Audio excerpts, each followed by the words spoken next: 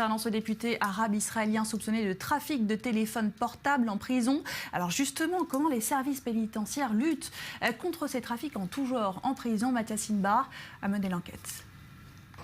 Selon la loi, il est interdit de faire passer un téléphone portable dans une prison en Israël. Mais interdit ne signifie pas impossible. Nous avons souhaité en savoir plus. Quelles sont donc les consignes de sécurité pour pouvoir pénétrer à l'intérieur du centre carcéral Ayalon, au centre du pays? On nous demande de respecter les mêmes consignes que celles appliquées par les avocats de prisonniers sécuritaires.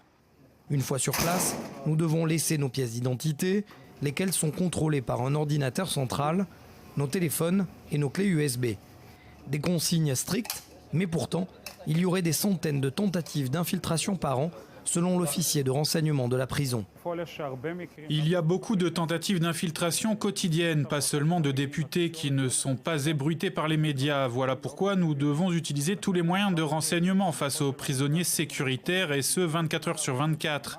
Nous pouvons savoir ce qui était prévu et ce qui se dit et ce qui peut sortir de cette prison.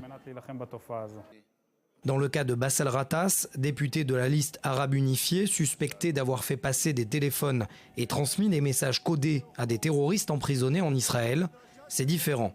Car les députés israéliens disposent d'une immunité. Ils ne sont donc pas ou très peu contrôlés. Nous, en revanche, nous devons passer un premier portique et nous débarrasser de tous les objets métalliques. J'ai donc passé la sécurité, on m'a enlevé mes clés, ma montre, mon portable, également ma ceinture. Je peux donc rentrer dans la prison.